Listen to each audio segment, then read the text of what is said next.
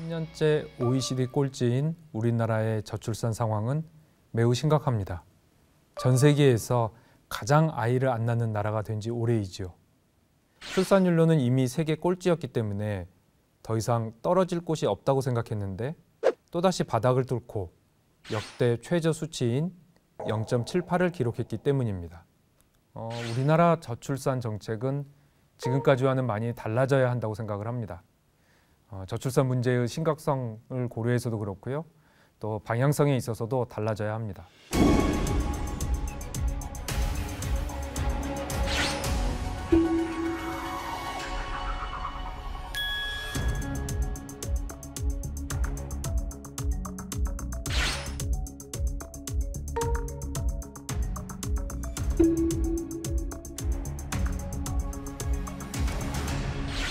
(0.78은) 세계 최저 수준입니다. 0명대는 우리나라가 유일하죠. OECD 회원국 중에서 비교를 해보자면 우리나라 다음으로 낮은 나라가 이탈리아인데요. 이탈리아만 해도 1.24입니다. 1990년대 독일 통일 직후에 동독 지역의 합계 출산율이 0.7명대로 떨어진 적이 있긴 했습니다. 한마디로 국가 체제가 붕괴해야 겨우 나올까 말까한 수치라는 것이고요. 정상적인 사회에서는 상상하기 어려운 상태입니다. 20대, 30대 젊은이들이 자주 하는 이야기가 있습니다.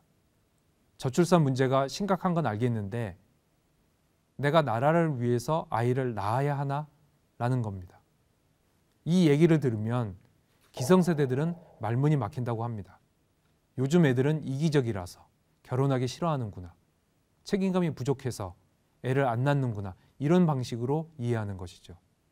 이런 인식 차이가 세대 갈등도 만들어내는 것 같습니다. 아이는 청년 세대들이 낳죠.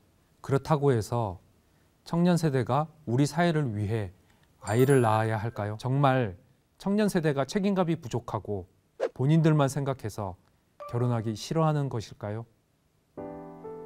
나이가 들면 결혼하고 결혼하면 아이를 낳는 게 자연스러웠던 시대에 비해 상황에 따라 또 개인의 선호에 따라 선택하는 것이라면 과거의 높은 출산율보다 낮은 출산율이 나타나는 것은 당연한 것일 겁니다. 문제는 우리가 지금 경험하고 있는 0.78, 이 수준이 과연 청년들이 선호하는 그 정도인가, 그만큼 결혼과 출산을 싫어하는 것인가입니다. 막상 뚜껑을 열어보면 그렇지 않다고 생각됩니다. 결혼과 출산에 대한 청년들의 인식 자체는 의외로 꽤 긍정적이라고 보입니다. 지난해 6월 만 24세에서 49세 미혼 남녀 834명을 대상으로 조사한 결과 남성의 65.7%, 여성의 47.3%가 결혼을 하고 싶다고 답했습니다. 연애 중인 사람들만 따로 뽑아서 알아보면요. 남성은 74.3%, 여성은 3분의 2 정도 되는 66.2%가 결혼을 원했습니다. 미혼 청년들이 생각하는 이상적인 자녀 수는 과연 몇 명일까요? 답변자의 절반 이상이 2명이라고 답했고 평균을 계산해 보면 역시 2.09명으로 2명에 가까웠습니다. 지난해 출산율인 0.78명과 간극이 커도 너무 크지 않습니까? 이상적으로는 할 수 있다면 연애도 결혼도 하고 싶고 아이도 2명 정도 낳아 잘 키우고 싶은데 정작 현실의 높은 벽에 부딪혀 상상도 할 수 없는 이상과 현실 간의 괴리가 생겨버린 것으로 해석됩니다. 부모 세대가 어느 정도 예측 가능한 삶을 살았던 반면 현재의 청년들은 불확실한 미래에 대한 불안감이 최고조에 이르고 있습니다. 저성장 시대, 기술은 빠르게 변화하고 평생 직장 개념은 사라졌습니다. 일자리나 소득에 대한 불안이 커지고 있고요. 아이 양육에 대한 걱정도 커지고 있습니다. 특히 여성의 경우 본인의 커리어를 유지하고 싶다는 욕구와도 부딪히는 게 현실이고요. 여기에 환경오염이나 기후위기 같은 큰 걱정들도 함께하고 있습니다.